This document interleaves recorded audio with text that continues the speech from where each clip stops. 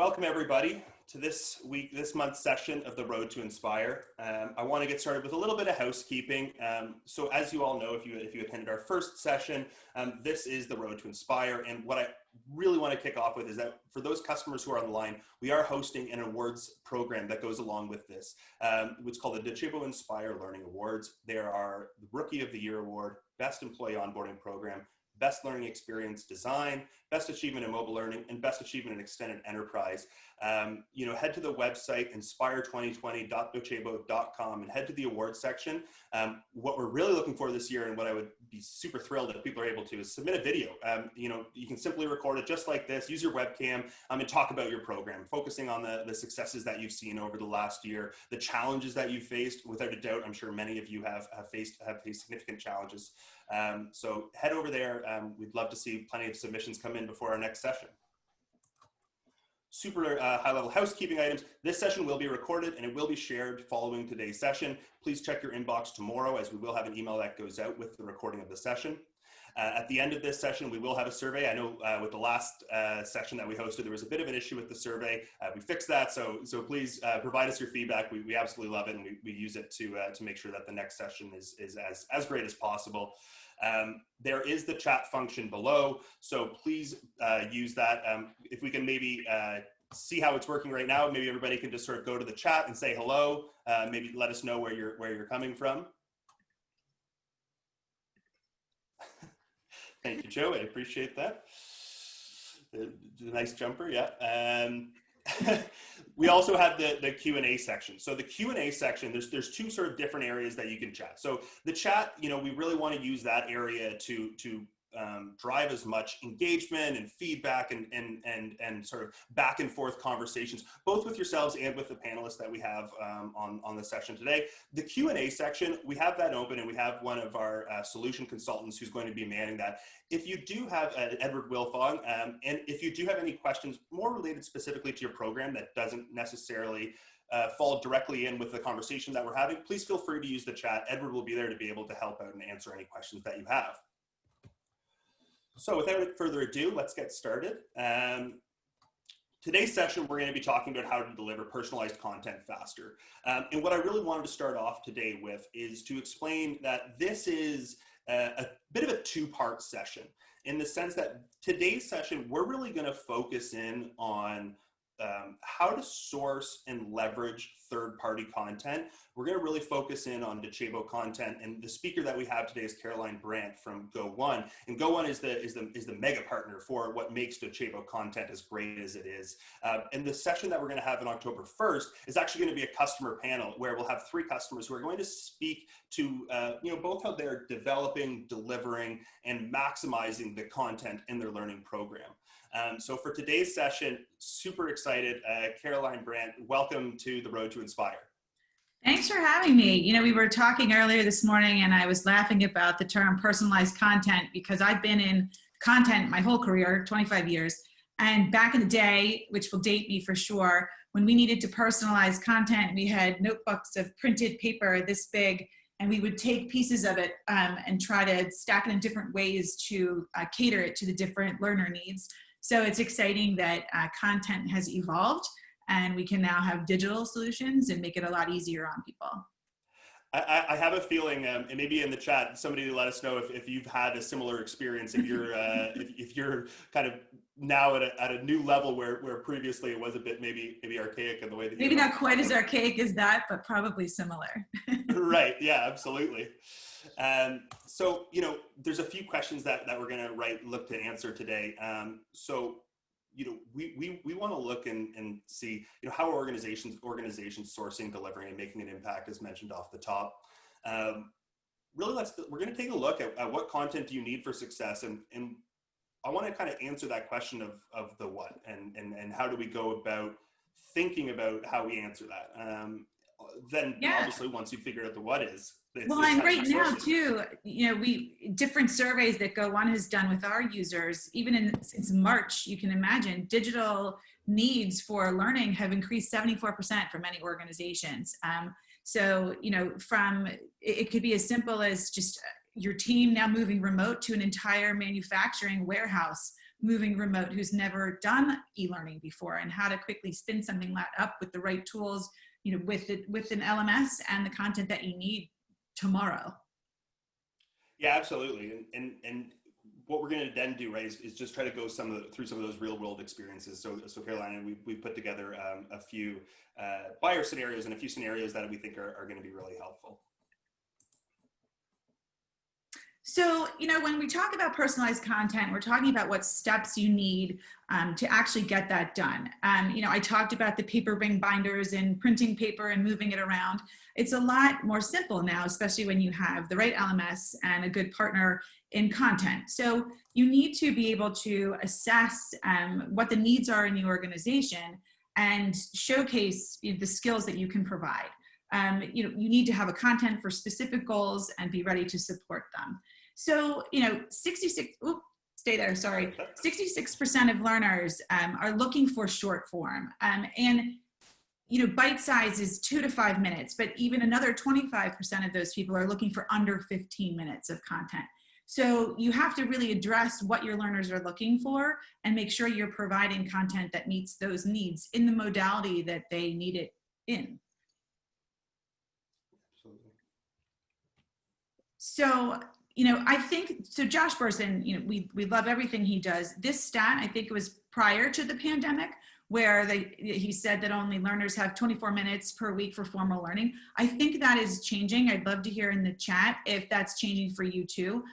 We're seeing a major increase in time spent learning, but the distractions have grown. So it's really even more difficult to get your learners engaged. So the goal of all L&D teams is really to increase learner engagement and learning efficacy. So it starts with content. I'm interested. Let's sort of double click on that for those in the chat. Sherry has just let us know that it's changed quite a bit over the last 6 months. Has that happened for other organizations, other listeners on the webinar today? That's a capital, all caps yes there. I think that's a definite yes. Yeah. Yeah, so think about it. I mean, we used to be able to lean over to our colleagues left and right. Hey, do you know how to do this? Or hey, what do you think about doing this? Or you much more collaborative. And while you still can collaborate, digitally, some people are finding it's easier to just click in their LMS and find a quick course to take to solve a problem real time. Some really interesting. I'm seeing a lot of that. Increased requests, engagement's difficult. So I think everyone's in the same boat. Yeah, absolutely. And that's true. So people are saying in the chat, time is spent on live webinars, not on short form content. I do think when you think about how many webinars are happening right now, we're all consuming more webinars. That makes perfect sense too. And yes, the commute time can now be spent learning. I was just talking to Rob this morning that I used to listen to many more podcasts. I miss them. I need to fit them into my life a little bit more, but I'm not driving right now. So I do have more time to be at my desk and consuming content more than just listening while I'm driving.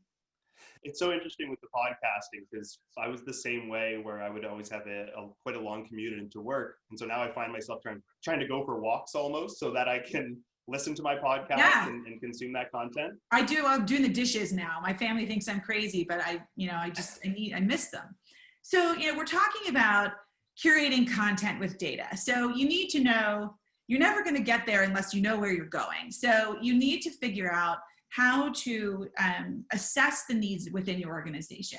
I also think looking at the gaps within your organization are a great thing to start with because you could be upskilling more than ever before. Retention for staff is a big issue. And if you're not upskilling, you are losing people. So you want to design contextual learning journeys, understanding their specific needs, analyzing the individual skills gaps, and providing custom training programs.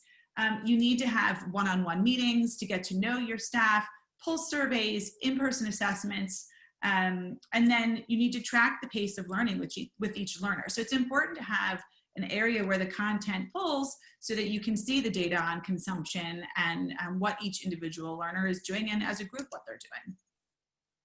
Absolutely. So let's just do one more quick poll here. So I want to really kind of dive into understanding where does your content come from right now? So I'm going to launch this poll right here. So where do you get your content? Is it built in-house? Is it from a third-party vendor, or is it a bit of a combination of both? And I think this will help us to kind of contextualize some of the conversations that we have throughout today's webinar. And it's I think most organizations are going to be doing a bit of both, but just from the results so far, it's actually quite interesting to see just how much of it is almost entirely built in-house. And Jake, I love that so Jake in the chat just said his team released a private podcast of 5-minute episodes as a replacement for video-based training during COVID. I think that's really interesting. I love hearing all the different ways people are innovating within the organizations. Yeah, and I think that maybe that's something else that we can sort of put into the chat here is, with what I'm seeing right now is quite a few people building in-house. Are there some pieces of content that you've started to build maybe over the last 6 months that you've been particularly proud of? Let us know in the chat, and I think the other guests on the webinar will really benefit from seeing that.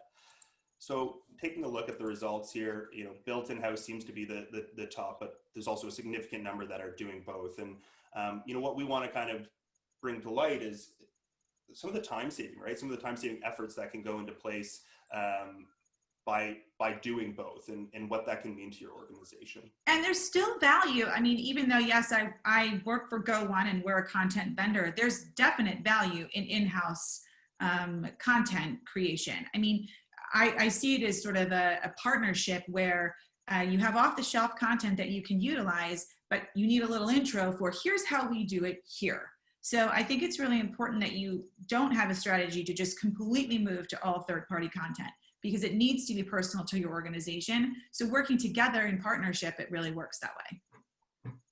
Absolutely. And one of the things, guys, if you don't mind me chiming in here, Lilia had a question in the Q&A side of things that might be helpful for everybody, and either answer now or kind of table as it's coming up in the slides. But how do you manage the time requested to analyze training needs and the need to provide relevant and quality training content on time, quickly, that addresses all training preferences in terms of learning style and learning channels? That's a really good question. I think that's a lot to achieve, actually, is to satisfy every single component of that question. I mean, there's no way that you'll be able to build content that meets every individual's needs, but I think it's trying to utilize time that you could have been spending developing content, maybe using off-the-shelf content, so that you do have more time for that analysis and you can create paths that are more strategic.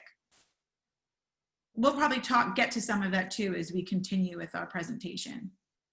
Yeah, absolutely. So, I mean, this is no shock. So this is very recent data. This is the last 6 months. So I find it fascinating. This is specific to Go1 users. So we're seeing that 48% usage has increased a lot in online learning. And then even just a bit is 26%. So, I mean, that is a vast majority of our users who are saying, yes, our demand for content digitally is on the increase. When you look at some of the topics, IT software, health and safety, specifically compliance, like I said before, when you have a warehouse full of people who require safety training and have compliance needs, all of a sudden they're not all on the floor at the same time. So we're seeing customers come to us saying, listen, I've got to figure out how to train all these people. I used to do it live in person in a room with all 300 of them. Now I can only do 20 at a time. How can I make sure everyone's compliant? I don't have enough time to get this done.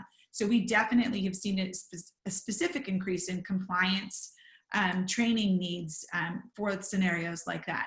Leadership, I mean, people are home solo trying to figure out how to lead their teams. And it's a challenge even more now.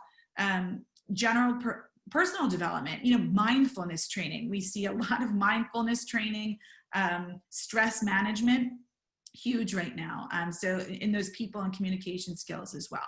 So, I mean, these top 10 topics, I'd love to hear from the group if you're seeing a similar increase in needs for these topics. What's missing here? As those come in as well, Janine in the Q&A actually asked a question that I think, Caroline, maybe you could speak to a little bit. So Janine had said that I find that organizations tend to think content created in-house is cheaper, but I struggle sometimes to get team member made content to be consistent in strong learning design for maximum impact. Do you have any feedback on driving good learning design principles for those who do not have a background in this when it comes to creating a lot of content at a rapid pace? So I mean, that's basically the major topic of this conversation is how to utilize some off-the-shelf content so it is more consistent. And we'll have some use cases at the end that show cost savings associated with using some off-the-shelf. And like I said, you still need some internally developed content, but even more so, I think just an internally developed structure where you lay out a learning path using content that's already been created off the shelf. So yeah, so Joe is saying that COVID is really is driving the demand for training. So COVID relating awareness, hygiene, back to business modules. So none of them are mandatory training. So that's really interesting. So there is a shift too to the mandatory and the non-mandatory. People are consuming more training because they want things that are beyond the mandatory. Yeah, absolutely. There's also a topic here from Sherry is, how to work virtually is a big topic. And I've even experienced it myself. I've had to kind of figure out new ways to do my job, right? Because there's just not the one-to-one interaction. And I think there's probably a significant amount of content that is able to kind of help to allow organizations and individuals to figure out how to do that a little bit better. Yeah, you're exactly right. That's exactly a common trend, I think. And sales training, like when you think about how many people used to do in-person sales and they're not on the road anymore. So I think it was Crystal. Yeah, Crystal was saying that they had to learn different skills for communicating with their customers. Mm-hmm. Yeah, absolutely. Okay, so when you're looking at this, there's some more stats from these are again internal to Go One users. So the time has more than doubled, time spent per learner per month in minutes. And we're also seeing the most requested content is bite-sized or micro-learning. 66% really do want content under 15 minutes. 40% of those people are looking for 2 to 5 minute bite-size. So, and I'm the same way. I think most people feel the same way. No one's looking, please give me more 1 hour courses. That's not happening. So it's all about being efficient with what you're training so that they get the best out of it in the least amount of time. So, we have a client that we work together with, Ceridian. So they use the Docebo LMS and we are their content provider. And when they came to us before we implemented, they had 5 different vendor relationships. So when you think about organizations, and someone in the chat was referencing different areas of the organization developing in-house training. When you think about that, you're building libraries, but there's no structure to it. There's no formal template. So you'll see the IT department has training in one way, and it might be on the same topic. 2 departments may have the same course content, completely different approach. So, we're talking about working with organizations to replace all of those different vendor relationships globally or nationally or even within the same building, and trying to support them by giving them a library with which they can pull. So it's important you have a tight LMS integration. Multi-language support was key for them. And by reducing the number of vendors and partners that they were working with, they did save over 400% year-over-year spend. That was a tangible goal that we achieved, and it's been a really great partnership. And we've kind of seen that quite a bit across the board with organizations who've started to go with Docebo Content and leverage it. And this is kind of an interesting point, is that I think it can kind of be that 5th person on your 4-person team. Can you speak a little bit to what that kind of means? Sure. I mean, that's your favorite thing I say right now. So I think so. So it's really simple. I mean, when you think about L&D, I mean, when I worked in L&D, we never had enough people working with us. We never had enough time. We had requests coming at us left and right. And it was really a struggle to keep up with everybody and prioritize who was most important for content, because everyone requesting it felt they were the most important person. So when you work with Go One, and with Docebo's LMS, you are essentially adding another person to your team. So the fifth person on a 4-person team who can go source all of your content. So when someone comes to you and says, I need X training, you have Go One behind you to say, okay, here are the top 5 courses. Do you want a 15-minute course? Do you want a 30-minute course? Are you looking for a real human training, or are you looking for something that's a little more comic? I mean, there's so many different experts within Go One that can source that content for you, and you work together as a team.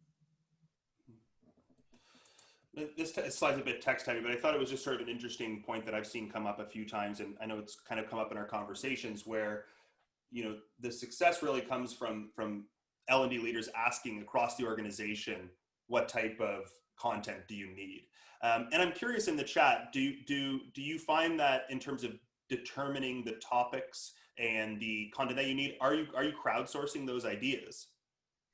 So, I mean, yes. And it's really interesting. I mean, the key person in the 5-person team, or however many people there are, is the L&D team internal to the organization. We don't know what's going on in the organization, so we rely on them to guide us to what content needs they have. So, we're not replacing any of them. They're all crucial. We're just helping facilitate their job and allowing them to do their job faster and more efficiently. So this is a back-end view of what third-party content can look like. So this is not a course. This is a list. So a customer comes to us and says, I need some diversity training. What are my options? This could be a list that we send to the customer. Here are some options. Here is the provider. Here's the length of the course. Here are the main topics. We could even go deeper. There are summaries, more descriptive blurbs for each course. A lot of times, very quickly in the relationship, the L&D team is like, just give me the list and tell me what's great. In the beginning, they might want a little more information as they get to know us, but then they learn very fast that they can rely on the content that we're sourcing for them. And then this is a specific course. I think this is a DNL. Are you going to play it, Rob? So this is a diversity training course that's pretty popular, and this is just a sample of what it would look like within Docebo. May not have audio. Yeah, I think there's no audio. Luckily, it's a comic strip, so it's, which is interesting, because there is that, across the board when it comes to content, both for learning and for social media, is there's sometimes you can't have audio, right? If you are talking about training on the go, or if you're training, on mobile, sometimes that audio isn't an option. So it is good to sometimes, see something like this that's able to, work and still be read while also being consumed. And I think D&I training is so difficult to create, on the fly. I think it's one of the topics that is really great to rely on off-the-shelf content for. I think I just read Nicole. She said, we've used off-the-shelf training for D&I. That was much better than anything we could have created in-house. And I wanted to add to that because, just look at the last 6 months. The world is changing. The conversation is evolving. And if you, with Go One, we are always, our content providers are the best in the world, and they are always updating their content. So whether it's compliance training or D&I, they're making sure that the most crucial, relevant topics are being covered, especially with compliance, mandatory topics. So you don't have to worry that you're serving up an old course that won't meet today's needs. So think of what a D&I course might have looked like 3 years ago and what it looks like today. The conversation is completely different. And for an L&D team to have to continuously update that day to day right now would be quite challenging. Someone's saying, which company has the off-the-shelf training? So all of the companies that Go One works with in our library are considered off-the-shelf. So we work with content providers to create a library that can be pulled right out of Docebo. Rob, did I explain that right? Yeah, I think so. Edward, I think there's a question that came in from the Q&A as well, similar to that. Yeah, so there's one in the chat from Crystal, and then Janine in Q&A, Caroline is asking more along the lines of where do you all kind of pull the content from and do the research or feedback to find out what is counted as great content? And Yeah, it's a really good question. So we are quite discerning on our content providers. We do not allow individual content creators to be in our library. We have a pretty amazing partnership team that evaluates all content before it comes in. So we don't just allow anyone to throw courses into our library. We hand pick what is able to be in the library. Last I checked, we had over 75,000 courses. Will there be a few dogs in there? Absolutely. I mean, that's just that's the power of numbers. But we, as an organization, now that our content team is working one-on-one with so many different companies to provide training to them, we're seeing the ones that are most consumed and which vendors our clients love. And so it hasn't taken long to really develop, I would say, like a top 1,000 list of courses. And in many topics, there are pockets of groups of courses that we definitely all go, where they're the go-to. Like this one for diversity, like this is a very popular one that in the slides that seems to resonate very well with a lot of different of the clients we support. Well, I think it's important to note too, what I've seen a couple of times is the breadth of the content seems so big. And so people get a little bit scared. They're like, how am I ever going to find that sort of needle in the haystack? But that's kind of what goes back to what we were talking about, the fifth person on the four person. It's like, we're sort of here to help to ensure that you're able to go through all that and find the specific elements that fit your needs. Crystal had also asked in the chat, our challenge with third-party providers is finding bilingual content, specifically English and French. Is that something you can kind of speak to? Yeah, so we, I don't even know the number of how many languages off the top of my head right now because it's changed, but we support global organizations in every language you could possibly imagine. So that's another huge benefit. And I wanted to say too, that throwing a library of 75,000 courses at an L&D team is probably the worst thing any content provider can do.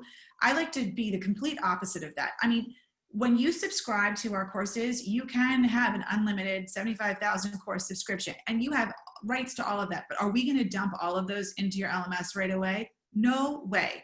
We have to work together to figure out what your priorities are and make a short list and get those into the LMS right away. And then as new content needs arise through the year, through the day, through the month, you reach out, we can definitely port those courses additionally in whenever you need them. But you do not want a library of 75,000 courses. That does not do anyone any good. So this is an example of just a customer coming to us with, their boss said, I need you to create a learning path for emerging leaders. So we help them curate this. And if you look, they're all different vendors. So this is a learning path for emerging leaders that was created pulling off-the-shelf content from a variety of sources. And it's all in the LMS ready to go. So, I mean, this is just sort of an obvious statement here, but, so the Go On Content Hub is huge. And we have a huge network of content providers and a vast library of courses. So you'll always have the right content, but like I said before, we're not going to throw all of it at you. You need to be guided and you need a partnership with us to make sure that you're getting the right content at the right levels at the right time for your organization. Yeah, absolutely. And then again, this is just a small sample of some of our content providers, but we have many, many, many more. So we kind of put together a few familiar examples here, and some of these might resonate with you guys, and some of them might not. But I think the big thing that what we wanted to make sure we were articulating here is really honing in and focusing in on that we're here to help, and we're here to kind of make sure that you have those specific needs met that make you shine within your organization. So if you look at buyer scenario one here, right, you've got this B2B SaaS company, they've got internal and external. And what we've done is they've come to us and they said, here are our specific training needs. Yeah, and so they needed compliance and sexual harassment. I mean, every organization needs harassment training. Every state has different requirements, and that's also a huge challenge. I should have mentioned before. I mean, when you think about a national or even an international company, the sexual harassment training varies state by state. Some require 2-hour manager courses, some don't. It's important that you have the right courses that make you compliant. And that alone can save organizations money because you're not getting fined because you're not compliant.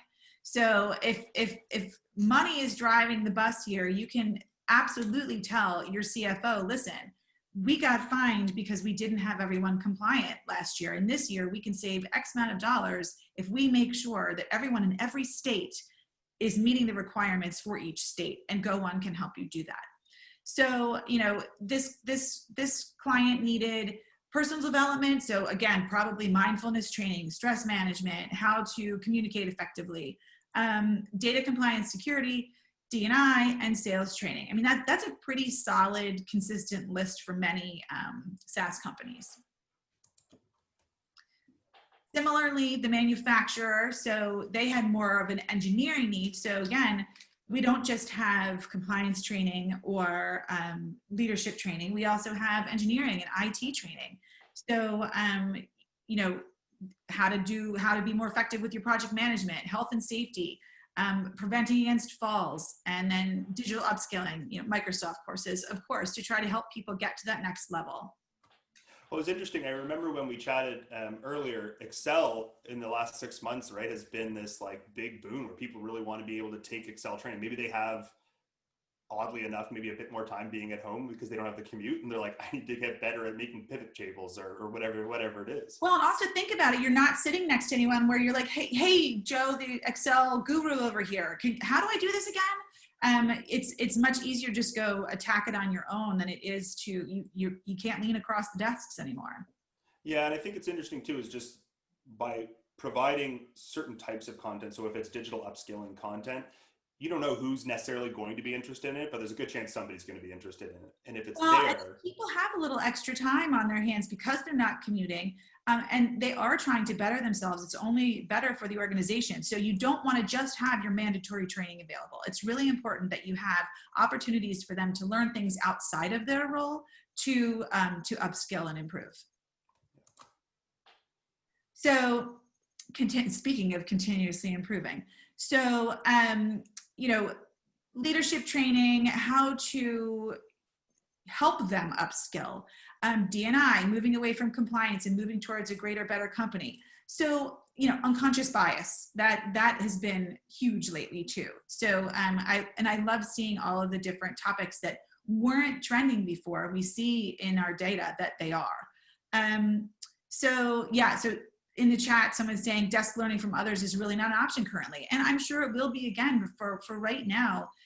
Everyone's being more self-sufficient and trying to get the job done. And don't laugh at me, but I'm sure there are parents actually needing some upskilling on their own to help support their children who are at home in school. And when you think about Excel, it's possible that they just need to help their kids keep up too. And they're trying to keep their knowledge fresh.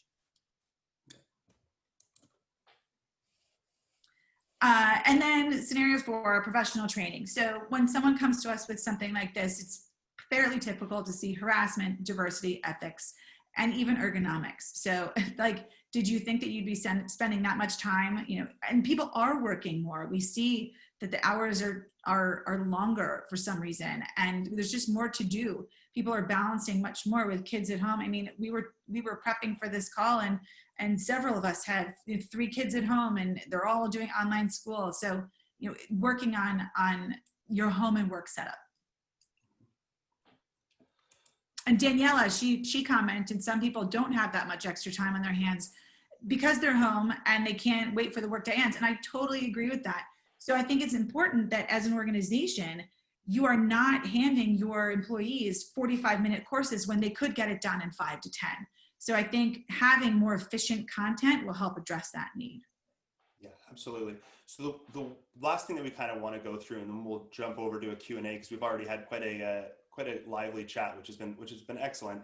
I just wanted to quickly kind of walk through for those Docebo customers who maybe have seen it or those who just have not had the chance to go into the marketplace. I wanted to kind of illustrate just how easy, once you've done that curation side with the Go One team and with the Docebo team, just how easy it is to import that content directly out of Docebo Content within your platform. So this is just a nice view of the platform itself.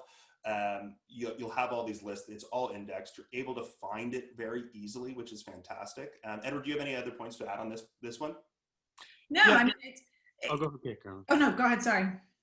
I was going to say, like, this is a part of your Docebo platform and what we kind of call the content marketplace. And so the whole idea and what Rob's going to walk through with us here is having it all in one place, not forcing you to search for it on a third-party content provider site, download it, and then re-upload it to your LMS, and then assign it to courses and enroll people to it.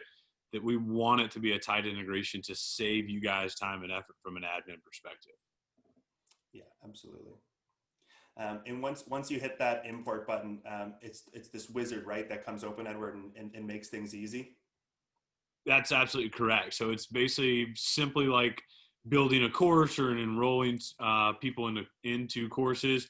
It walks you through the steps where you can choose, if you want it to go to the central repository or create a course, if we want to add it directly to a catalog, or as the next slide shows, add people directly to it. And you do have those options right here as single users or groups and branches, or if it's already a part of an enrollment rule that you're adding that to, it will automatically be assigned to people off of that as well. So again, the idea being all inside the platform, making it easy for you guys to manage once we know what type of content that you guys are looking for here. And speaking to time saving, so Lilia in the chat wrote a very good point. Having one-stop shop for users is important. If people are having to spend a lot of time looking for the content they need, it's a complete waste of their time. So I think, the better job we do putting the courses right in front of them and exactly what they need right there, easy to search for, is crucial to the organization. Yeah, absolutely. And I think, there was a point too that had come up in our earlier conversations about supplementing that in-house built course. And when we look back on the content poll that we had earlier about where people are sourcing, those folks who are building it in-house, there's elements that you can take, right, from the content within Docebo Content and from Go One, and just add it to some of those existing courses to really build it out and make it a little bit stronger.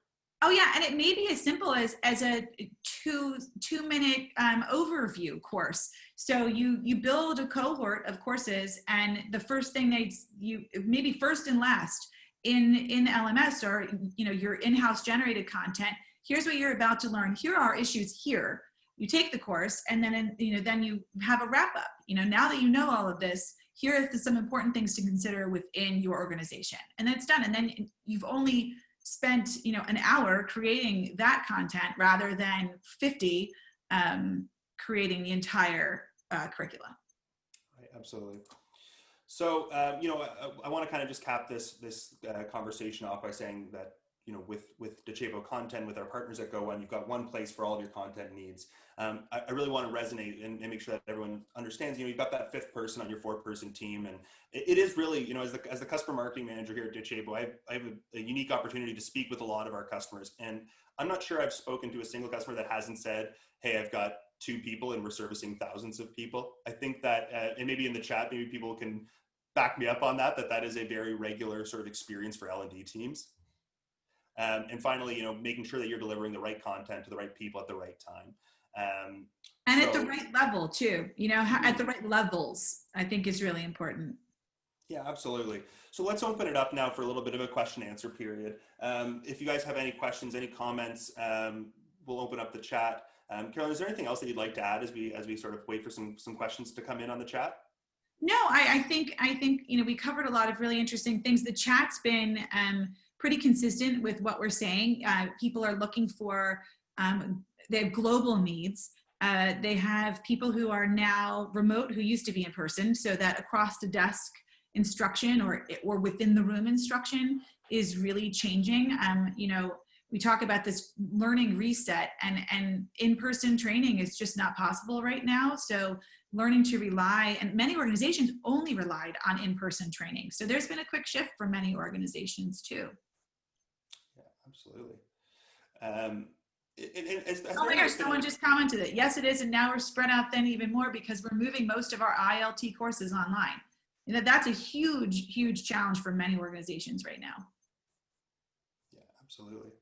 Are there any other sort of elements that you've seen in the last sort of 6 months from Go One that maybe is interesting sort of points for him? Actually, we have a question from Janine here. So any tips or recommendations in handling conversations with stakeholders to get buy-in to invest in third-party content? Definitely. So I do this a lot with our customers, our prospective customers.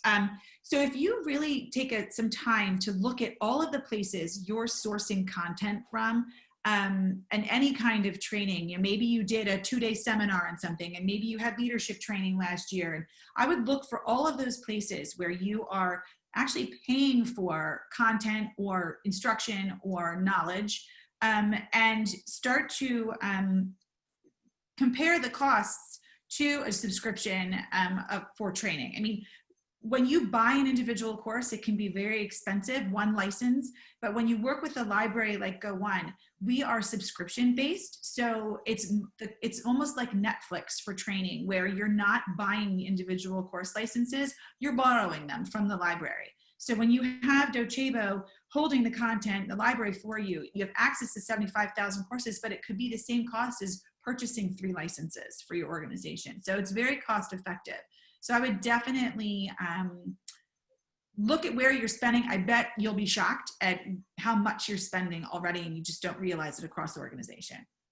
Yeah, absolutely. Sandy, to answer your question, who should you contact at Docebo regarding? So what I've actually done is in the survey at the end, there's a form that you can fill out just to provide your email. I'll check that, and I'll make sure that a rep from Docebo gets in contact with you within the next day or two. One of the questions that came up, we're interested in learning paths of courses. Can you explain a bit about how that works and what the final content would look like? So with learning, there are a couple ways you can go through this, and I won't get into the weeds too much on this one. I'm happy to discuss it offline as well. You can take pre-made off-the-shelf courses and put them into a cohort. So with, like I said, an intro or a summary at the end that you create yourselves, you can have courses customized, but there may be additional costs for that. So we do try to help you utilize existing content in the right flow that meets the needs of your requester. Another question here is, besides webinars and ILT sessions, are there any other types of training that we could utilize within Docebo? A podcast idea was floated, but we're unsure of how that would be delivered as we're trying to keep all the content within the LMS. So just other ideas for content types for them. So, I mean, bite-sized content, I mean, that's why you'd utilize a content provider like Go One, is so you have micro-learning, bite-sized content, webinar formats. Absolutely, all modalities are in there for sure. Video, audio. A question from Joe, specifically, how do you refresh and update the content library? For example, digital facilitation, webinar hosting content, and topics mentioned today. Are you updating the content? So yeah, Go One does not update the content. That's the responsibility of the content provider. So one of our vendors absolutely is updating the content. There are different parameters for how frequently content is updated. Compliance training is likely updated very frequently. There may be webinars from 2016 that are still relevant and don't need to be updated. Another question came in from Janine. One of the courses you listed was edX. If they go through the course via Docebo, would they still receive the certification if they went through it? I believe so, but I don't want to answer that for sure. I believe with it depends on the courses that you are selecting from edX. So that'd be something that you would ask the content team for when they're advising you. Probably there is a way to make that happen. Maybe not all of the courses. Okay, well, we're coming down. I'm happy to sort of provide everybody back 10 more minutes in the day, unless there's any more questions that come in. I hope that this session has been really helpful. And, you know, as I mentioned off the top as well, this is kind of a two-part. So this session, as you all have just experienced, really focused in on that third party and how you can curate a little bit better and bring in that third party content. And October 1st, we're going to have a session, a panel session with a number of our customers who are going to speak a little bit more to exactly how they're sourcing their content, building their content, and delivering their content. So with that, Caroline, thank you so much for joining us today. What a great session. Thanks for having me. We really value our partnership with Docebo. It's really nice to know that our content is easy to see and consume from our clients. So I really appreciate working together. Thanks so much, everybody, and have a great rest of your day. Thank you. Have a good day. Bye.